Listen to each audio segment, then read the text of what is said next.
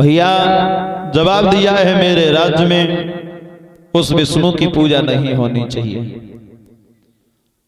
और पूजा करनी है तो मेरी पूजा करें।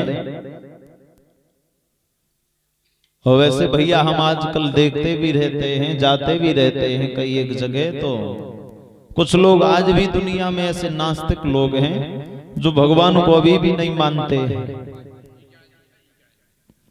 एक बात बताओ भैया, अगर परमात्मा नहीं है तो पुष्पों को कभी देखा हो आपने तो पुष्पों से कौन कह देता है कि भैया तू अब खिल जा?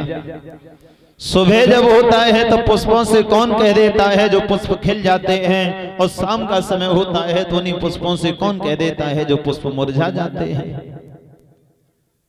एक विद्वान तो यहाँ तक कहते हैं कि फल फूल अन्य इत्यादि प्रभु जो समय समय पर देता है, अफसोस बस यही हमको बदले में कुछ नहीं लेता है। हमें भगवान फल भी दे रहे, फूल भी दे रहे, खाने के लिए अन्न भी दे रहे, लेकिन ईमानदारी से बताओ कहूं परमात्मा आए क्या हमें दे? सूर्य सारे संसार को रोशनी देता है।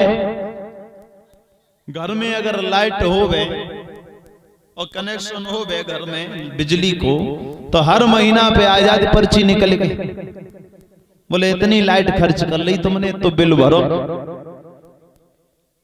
ईमानदारी से बताओ, सारे दिन सूर्य अपनी रोशनी देता है, कबहू बस सूर्य की तरफ से पर्ची आई बन के कि हमें बिल दो, फ्री में ही देते हैं भैया। एक जगह एक मैंने बाग लगाया, बाग, उस बाग में मैंने कई एक सारे पौधे लगाए, एक ही टाइम पर सींचा सबको, एक ही नल का पानी दिया, एक ही खाद लगाई।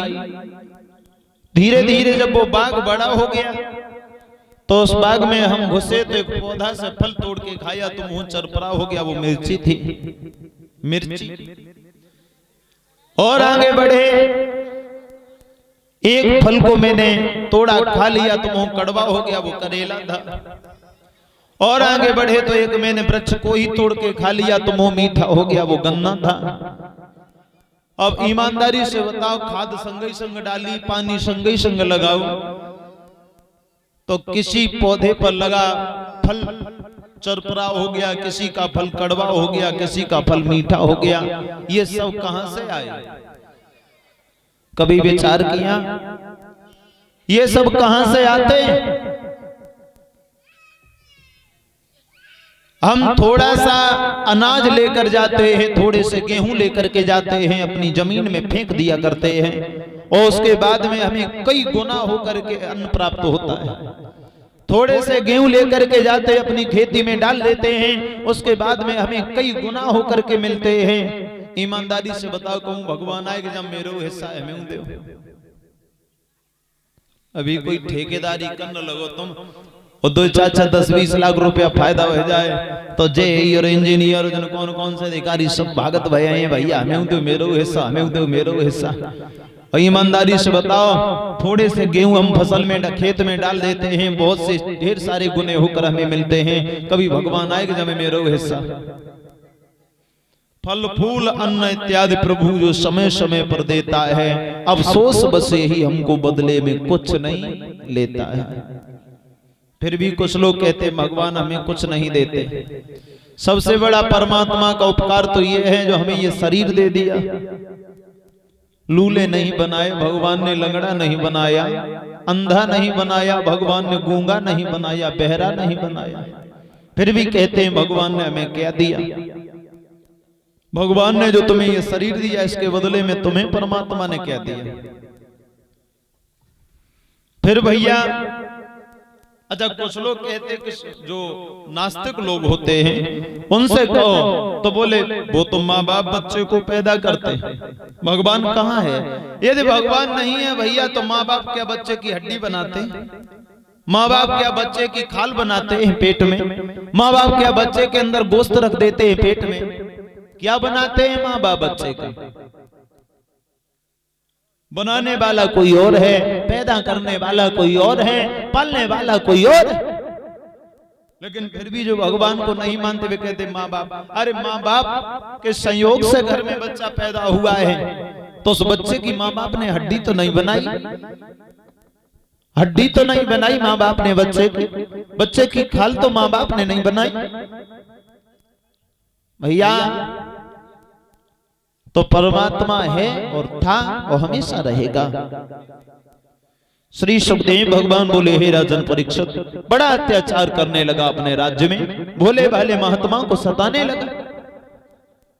कोई भी उसके राज्य में धर्म कर्म नहीं होते, कोई भी यज्ञ के अनुष्ठान उसके राज्य में नहीं होते। एक दिन ये अपनी राजधानी से कहीं बाहर चला गया।